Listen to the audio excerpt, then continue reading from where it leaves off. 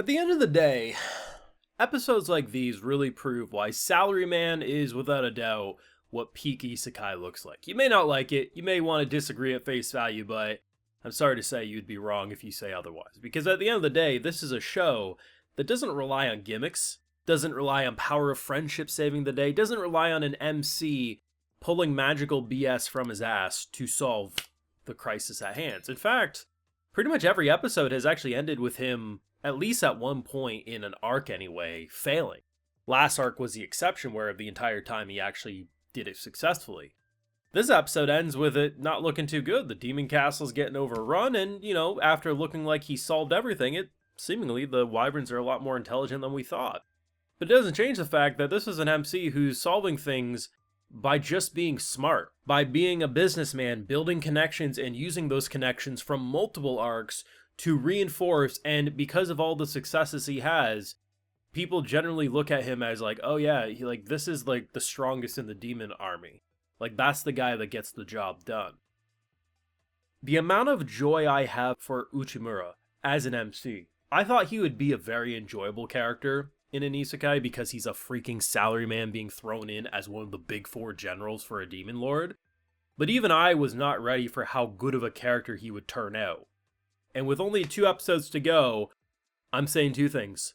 Season 2 when?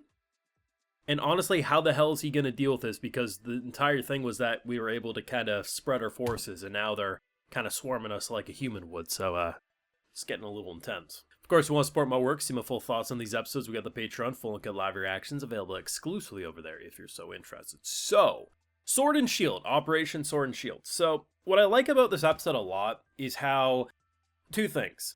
The one demon general we really haven't had a lot of connection with, like she's existed, but we really haven't interacted with her for more than a couple of moments. So seemingly this was the arc that was going to actually put her in the forefront, which is nice because that's really the only criticisms I've had about this show, is that only 2 of the 4 were really given relevant character arcs and stuff. I mean, Uchimura counts himself, but, out of the 3 others, she was kind of pushed to the back burner.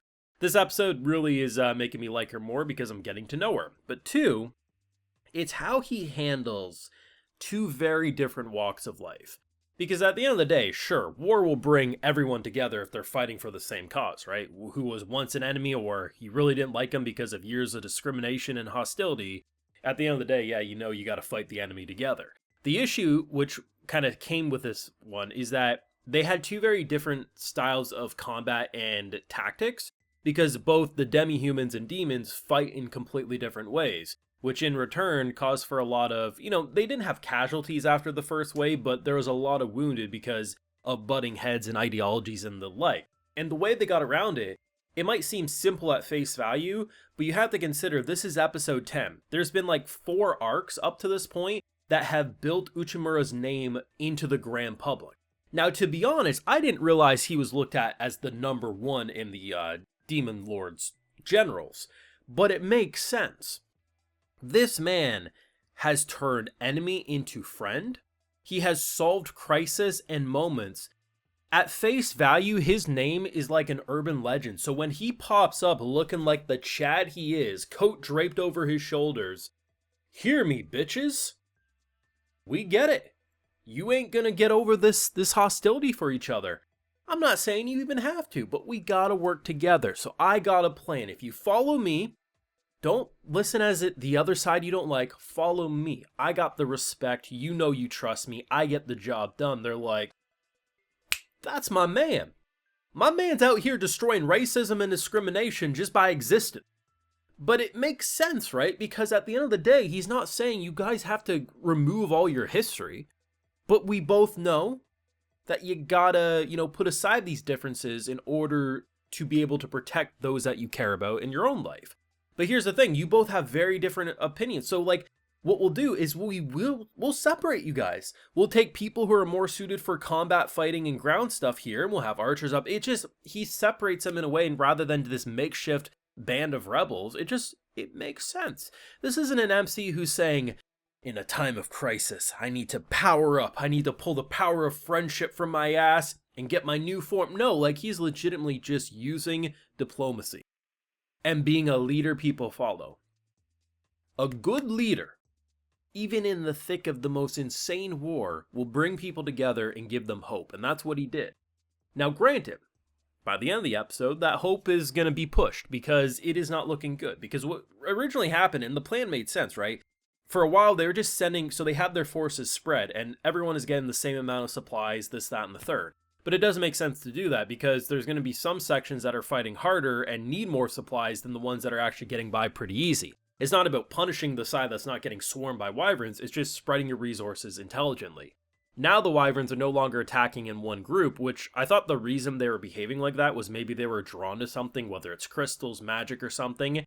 But now that they're spread out and attacking more intelligently, it's almost as if something is giving them orders to, or they're just a lot more intelligent than we first gave credit, or they're good at adapting. I don't know. Do I think they'll win? Of course. I mean, it's an ongoing source material. It ain't gonna all end here. But I do think it's gonna push our boy to think outside the box more than I think he was gonna have to after that amazing speech. Either way, really good episode. I think they really surprised me with the fact that he succeeded in the previous arc with no issues. Because up to that arc, every time he would make some sort of mistake, and then he'd rise above it, right? Because he's only human. And the big thing was his character arc is realizing that his boss, his new boss, doesn't punish him for mistakes as long as you pick yourself back up and finish it by the end. So the last arc was really rewarding because he actually completely knew of all the bullshit that was happening and was able to succeed with no fumbles. This time, we're back to some fumbles, but not because he's incompetent, but because they just started behaving in ways that you couldn't predict. And now, how he's going to pick himself back up is one of those moments of, he has time to sweat and to feel bad about himself or say, I should have done this differently when everyone's safe. But in the meantime, they need a general. They need a commander that's going to say, we got this, and give them that confidence because, even if you don't believe it at face value, the general people need to believe it so they have the confidence to fight. He's going to have to start thinking on his feet very quick, but I'm not going to be surprised if the Demon Lord herself or himself, I still think it's a girl underneath that hood, given the trend of everyone, but probably going to have to get on the battlefield themselves, so that's going to be fun. You let me know your thoughts down below. What are you thinking of this show? I think it's criminally underappreciated. Like, you look at the average score on my anime list for this one, it's a goddamn crime if you ask me, but your thoughts. Leave a like if you enjoyed, subscribe if you're new around here, of course, ring that bell, and like I mentioned, full live reactions over on Patreon, and hey, while you're over there, I'll also give you a video shout out. Alright, so today we got Travis Boggin, Fab AD32, Jackie Husu, Dapper Dab, Pacifist Gunslinger, Alan, and we also have Carlo Benson. So I appreciate the support, everyone. Please take care. Y'all have a good one.